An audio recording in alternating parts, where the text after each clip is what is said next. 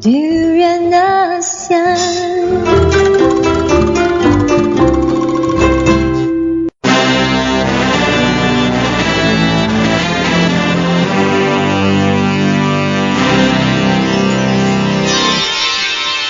ASEAN Dailies. First and the foremost news from Southeast Asia. Hey, good morning. Hi, good morning. This is Grace. This is Arlene, and of course, you are with us in our very beautiful Thursday morning. To discuss about Southeast Asia. And of course, we start with a news that is shocking to us. Remember Abu Sayyaf? It was an extremist group. Islamic extremist group from the Philippines. Right. And now it is re-emerged that Abu Sayyaf hostage was found beheaded in the Philippines. Yes, that's correct. And like you mentioned, this hostage by Islamic militants has been found beheaded on the highway on the remote southern island of Jolo. And this is, of course, according to police officers. And apparently it appears that he was beheaded right there on the road.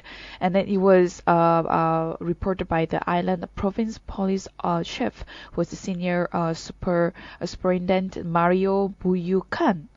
And what is saddened is the body was intentionally left in the middle of the road. Exactly. So people can actually find it. It's not like they want to cover it up. They want to know that, hey, our presence is here, and you know what's the proof? We are killing people.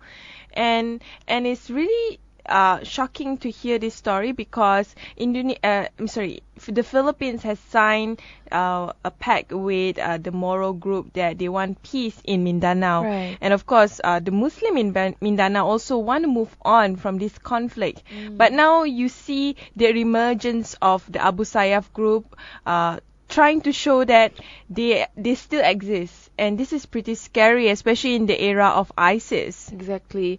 And not only that, also because Philippines, it clearly shows that Southeast Asia is affected by Islamic group.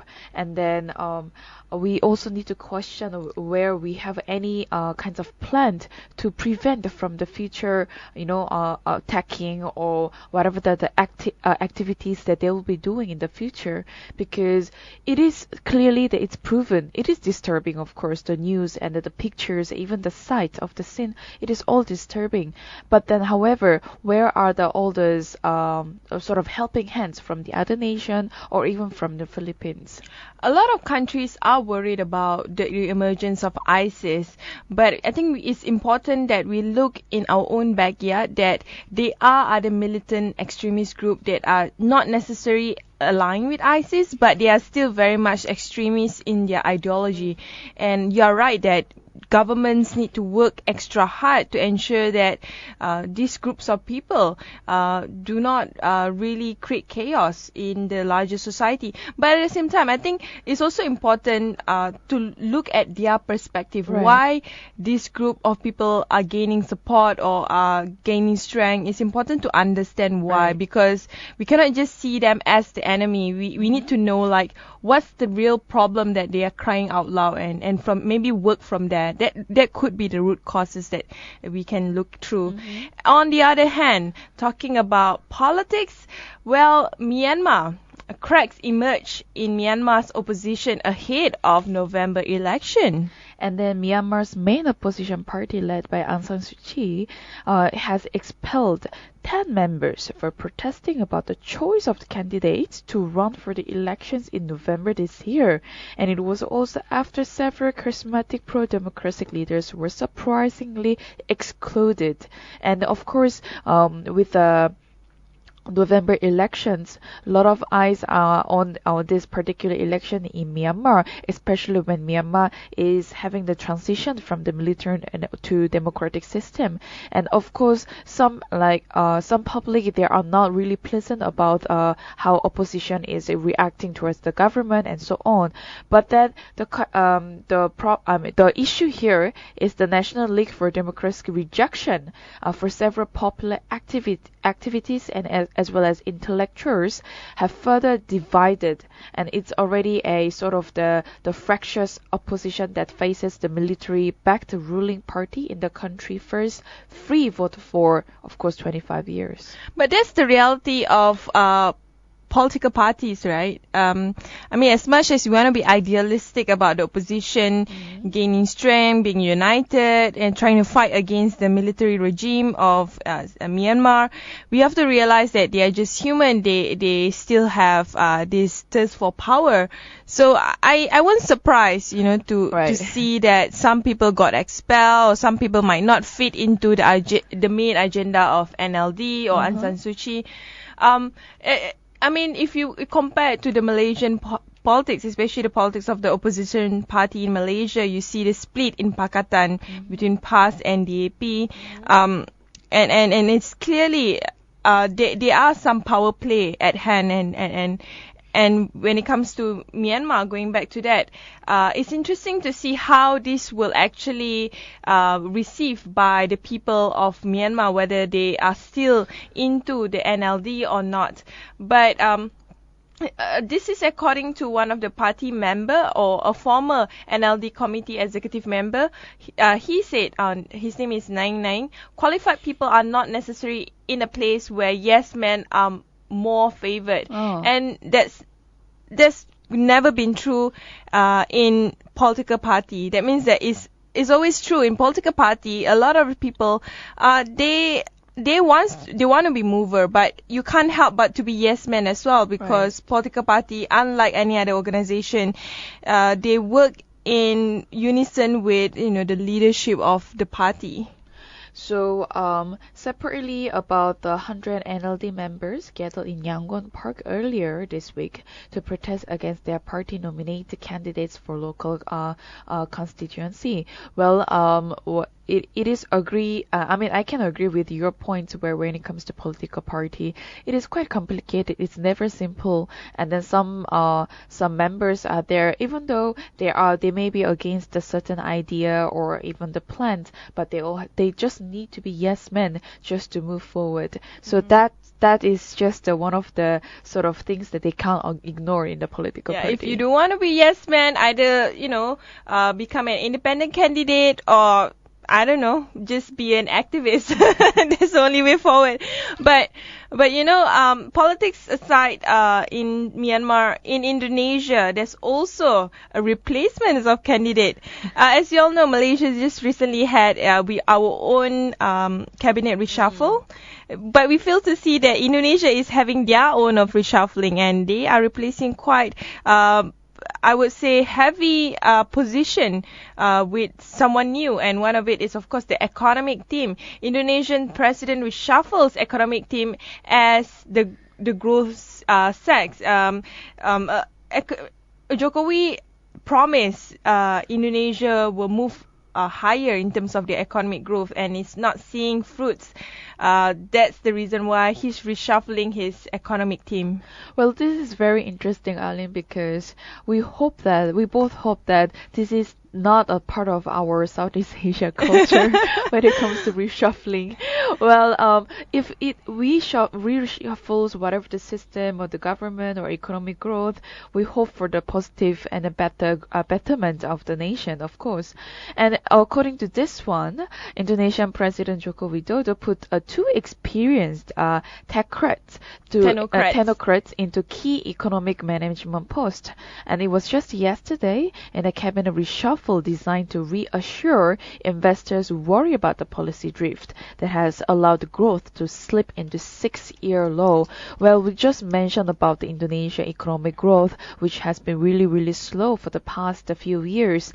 And then when it comes to where political party, Indonesia has looked at the reshuffling and then choosing the members very carefully, and they will be handpicked by the Joko Widodo as well. And then this particular economic team that really targeted towards the economic growth in Indonesia, perhaps it is a significant and a very important stage for Indonesia. Yeah, I totally agree with you.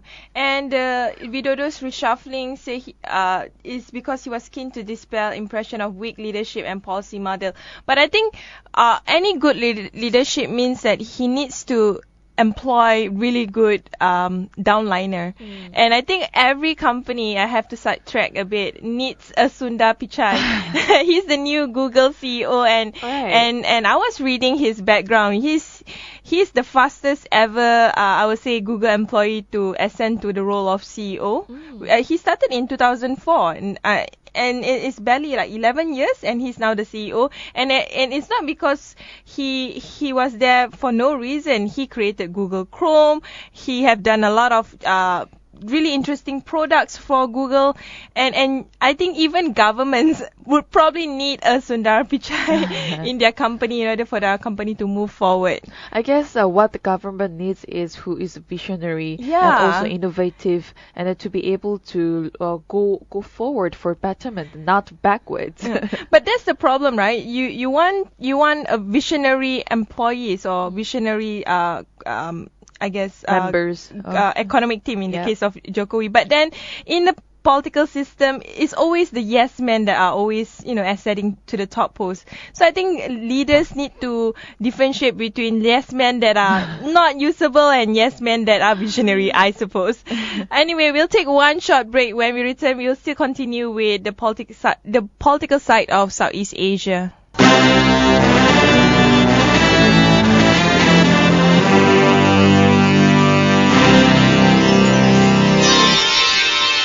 ASEAN Dailies. First and the foremost news from Southeast Asia. Hey, this is Arlene. Hi, welcome back. This is Grace. And of course, you are with us on ASEAN Daily. And with politics, we are going to focus on Thailand, a country with a thriving, interestingly, gun culture, awash with firearms. Gun culture. Yeah, so gunpolicy.org, an online database of global gun statistics run by the University of Sydney's School of Public Health, believes Thailand has one of the highest gun homicide rate in Asia. Wow. Well, this is quite surprising because usually when it comes to Asia, even having the certificate to hold a gun, it's not so easy.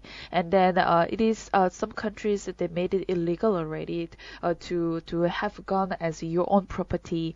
But then we are talking about the Thailand, and then it has one of the highest gun homicide rates in Asia. So it estimates around 3.48 murders per 100,000 people in Thailand, and 3 times the rate of the Cambodia, and it is also on a par with the United States. Wow. Yeah, exactly. So it is a sort of agreed, and then allowed people to hold the guns, and number of weapons in the civilian hands it's quite large. And according to the Interior Ministry, there are around 6.1 million registered firearms in the land with 67 million people. So if you talk about the figure, its population is pretty a lot, and it is quite worrisome because we are talking about the gun, and the gun relates to violence. And what's crazy is the total number of firearms at close to 10 million, and the once thriving black market trade is counted as well. So as the US State Department's Bureau for Diplomatic Security wrote in its safety reports for overseas staff, Thailand has a fervent gun culture on par with United States and has become a world leader in firearms related homicide. This is pretty scary, and the fact that it's on par with the US. Of course, when we talk about gun culture, instantly the US comes in mind. They have a lot of gun related deaths, even when it comes to school, a minor holding guns and all that.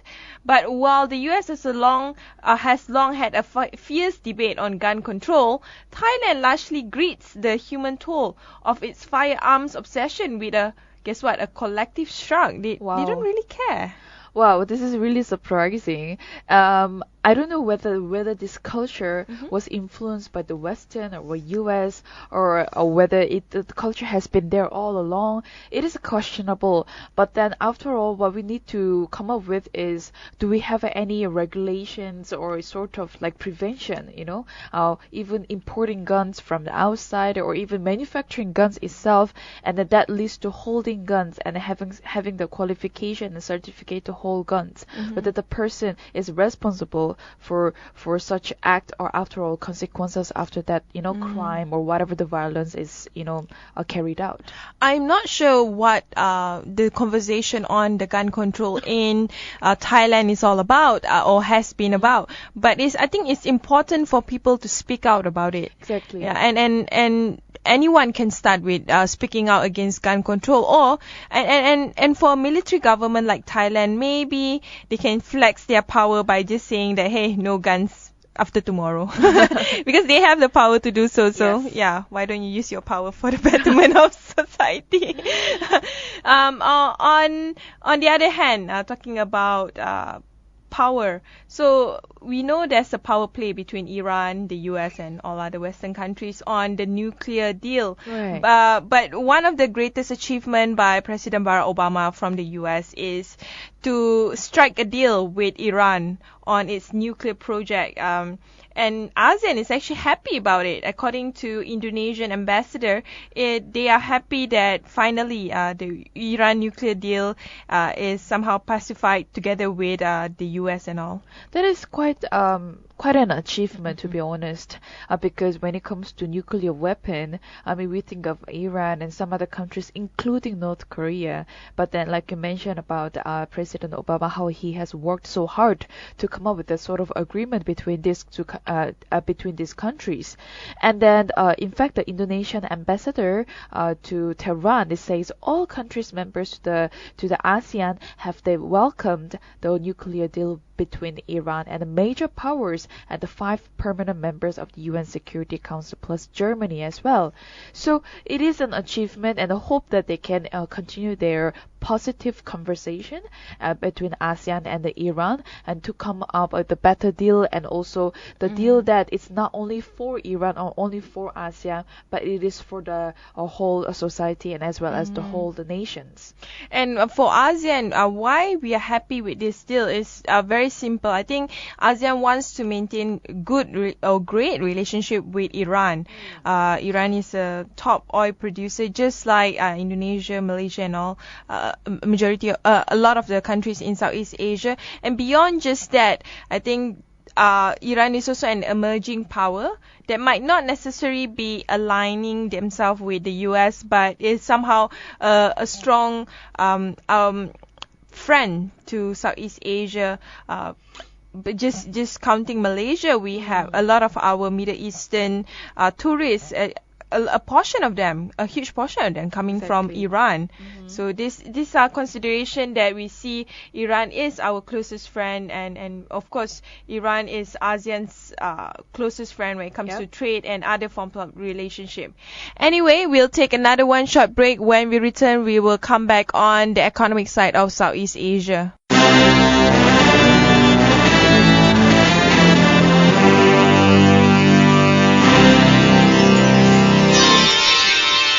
ASEAN Dailies. First and the foremost news from Southeast Asia. Hey, good morning. This is Arlene. Welcome back. This is Grace. And of course, on the economic side, as Sing dollar also slump and other currency in Southeast Asia, including Malaysia, Malaysians are having a bit more uneasiness towards the Malaysian government. Why our ringgit is dropping and dropping? And what is happening right now? Well, in terms of economic growth, we're talking about Malaysia. Of course, it's not doing so well, especially with the ringgit dropping, and that gives a lot of sort of concerns to the public, of course. And then there is a growing risk for the Malaysian economy, and it's not just the plunging the currency, but of course we talked about the falling oil exports and also the political scandal as well. And then these are the warning signs that that can be found right on the doorstep of a Prime Minister Najib Rajak's party headquarters. Oh, that's very interesting to hear that a lot of people are blaming Najib Razak for the fall of ringgit. But is it true that the ringgit market is within our control, or in fact it is beyond our control? Malaysian consumers are discovering their money are not going anywhere. Nowadays, if you want to go overseas, Right. you need 4 ringgit just to get 1 Yeah, exactly. US dollar. That's expensive. And just last year, we only required like 3 ringgit for 1 US That dollar. is correct. So there's a lot of money that is being just sipping out. And beyond the good and tax services introduced in April to contain the budget deficit, people face the risk of even higher prices at supermarkets, especially if you buy import Right. goods. Gas pumps and now is 30 cent more, I suppose. And restaurants, as China's yuan devaluated this week, spurs further ringgit drop. Yes, and then it's not gonna show any positive movement from the ringgit falling, and with the currency already set a 17-year low, and it could spell the trouble for the economy. That is very true, because we want to import stuff from the other countries, and if the currency doesn't just catch up anytime soon, we really don't know how to foresee our economic growth in Malaysia. Yes, and the currency is already at a 17-year low, which is as low as the last financial Exactly. crisis in 1998. That could spell trouble for Malaysian economy, as that's probably growing at the slowest pace in more than 2 years, according to Bloomberg survey before a report in Thursday. And a key confidence gauge is the lowest since 2008, and measure of manufacturing wages and credit card spending weakened last quarter, according to inflation adjusted data compiled by Bloomberg. So on the other words, there's a huge fight that ASEAN needs to face, which is currency devaluation by China. The same goes with Vietnam. Vietnam doubles currency ban after China's devaluation. And the State Bank of Vietnam said that in a statement, the dong can now be traded in a band 2% above or below the central bank set reference rate, compared with 1% before. Yes, and also in addition to that, the Vietnamese central bank said the yuan's devaluation will have the negative impact on the Vietnamese economy. And the other day we just talked about the Singaporean dollar as well, and because of the substantial trade between two countries, that is tilted in the favors of China export. So it shows that China has, of course, it's one of the gigantic countries when it comes to economy, and then it really shows that the power that China holds as its whole nation. And this two-way trade was just $59 billion last year, in which Vietnam recorded a deficit of $29 billion here. And the devaluation will help the dong to be more flexible and be proactive in coping with the negative impacts in the international markets, and ensure competitiveness in the Vietnamese product. So, I mean, as much as we can blame external factors like China's yuan's devaluation and all Oil, other yeah. or slow export of oil, drop in oil prices, I think on the larger picture, Malaysia needs to, I guess, look beyond just external factor for us to make sure there are confidence in our ringgit. And I think we can follow this footstep of Vietnam. I think we should all need to be more sensitive about our currency, and then let's see what we can do, rather than, like you mentioned, just blaming on the external factors. Yeah. Because after a ringgit value, we have to make it as a Malaysian pride. Yeah, that's true. And with that, we'll take another one short break. When we return, we'll talk about the social and cultural side of Southeast Asia.